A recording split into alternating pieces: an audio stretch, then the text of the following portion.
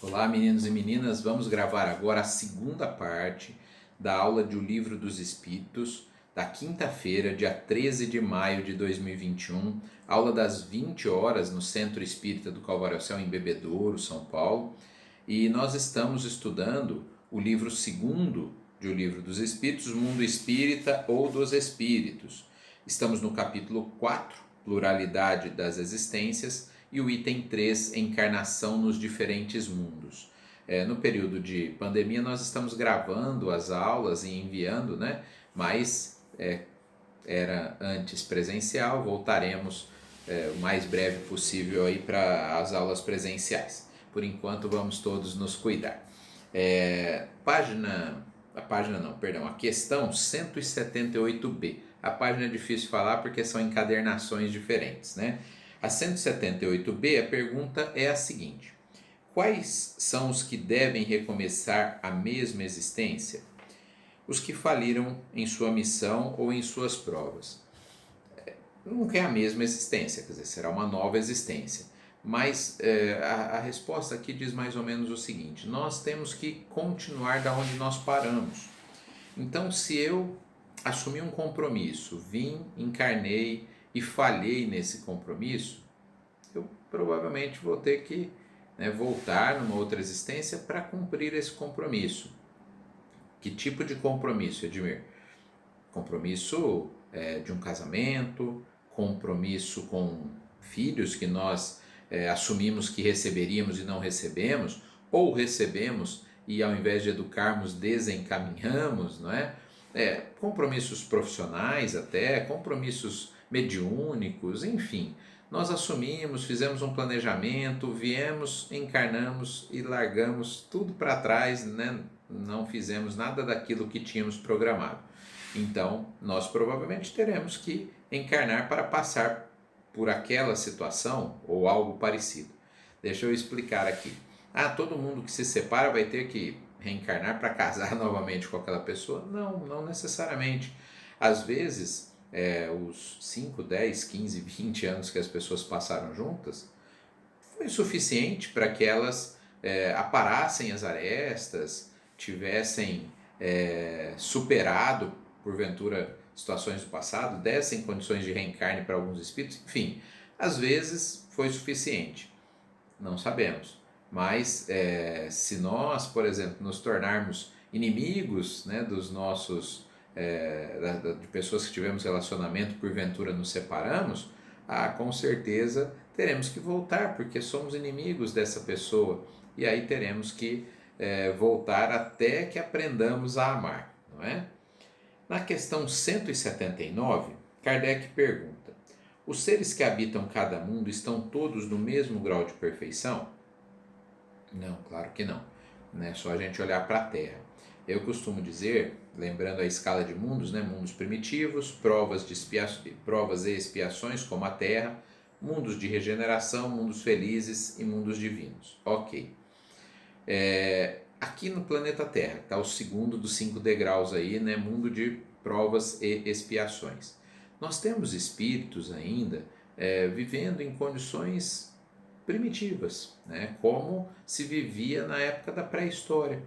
Não conhecem a escrita, não dominam a metalurgia, não tem tecnologia, não tem, né, valores morais mais apurados, né? Apenas valores mais simples para resolver as questões do cotidiano.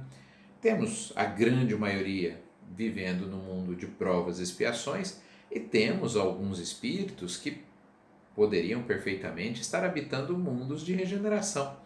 Temos situações, localidades aqui que às vezes a gente olha e fala: puxa, acho que quando o planeta inteiro for assim, né, teremos um mundo de regeneração. Sem querer dizer que um local é melhor do que outro, não é isso. Todos os locais, a tribo indígena, todos os países têm suas coisas boas e não tão boas. Mas nós olhamos, por exemplo, para os países nórdicos da Europa, né, onde a corrupção hoje é muito pequena, onde há um respeito ao semelhante muito maior. Eu sei que ainda o índice de suicídio lá é muito alto, né? Eu sei que existem problemas nesses locais, mas é um mundo muito mais próximo daquilo que nós imaginamos do mundo de regeneração. Com certeza lá, como aqui, como em todos os lugares, temos espíritos que perfeitamente poderiam estar habitando o mundo de regeneração. A questão 180. Ao passar deste mundo para outro, o espírito conserva a inteligência que tinha aqui? Sem dúvida que sim. Né? A inteligência não perdemos. Levamos todas as nossas aquisições morais e intelectuais. Então, não tem perigo de perdermos a inteligência ao migrarmos de um mundo para o outro. Né? Está no nosso arquivo espiritual. Na questão 181. Os seres que habitam os diferentes mundos têm corpos semelhantes aos nossos? Os espíritos nos respondem que eles têm, sem dúvida, corpos materiais, né? Porque o espírito precisa desses corpos para se manifestar. Mas daí a dizer semelhantes aos nossos é muito relativo. Eles têm corpos adequados àquele planeta, à situação de evolução, né, desse espírito e daquele planeta. Então, não necessariamente idênticos aos nossos ou muito parecidos com os nossos, mas corpos que permitam que esse espírito se manifeste da melhor maneira possível, certo? Se nós pensarmos no planeta Terra, né, os corpos dos diversos animais, dos peixes que estão na água, né, das aves no céu, os corpos dos seres humanos, são diversos corpos com vida, né, mas são animados por espíritos em condições diferentes, tá? Então, nos mundos superiores, com certeza há corpos, mas não necessariamente muito parecidos com os nossos. A questão 182. Podemos conhecer exatamente o estado físico e moral dos diferentes mundos?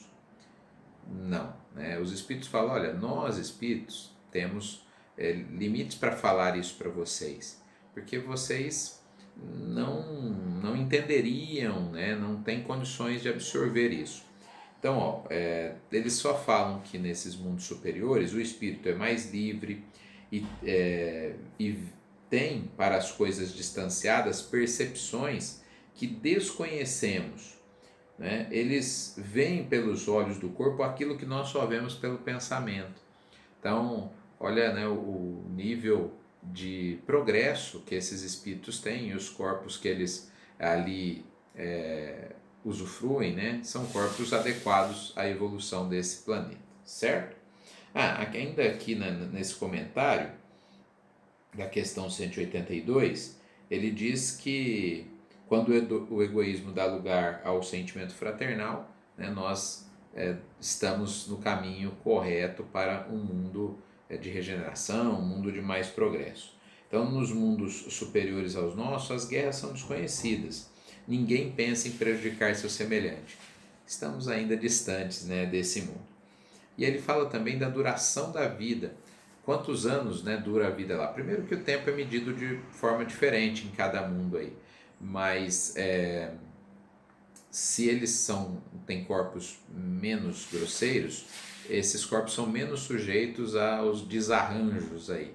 E, portanto, em tese, a vida pode ser muito mais longa, né, do que aqui, que os corpos se deterioram por causa da sua intensa materialidade, certo?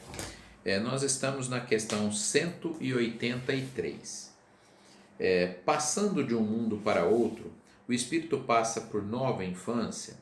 Sim, passa por uma nova infância, mas não necessariamente uma infância tão ingênua, né, quanto é a daqui do planeta Terra.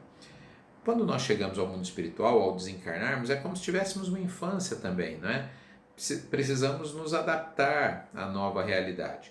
Então, quando nós encarnamos aqui ou em qualquer mundo, temos um período de adaptação e chamaremos esse período de adaptação de infância.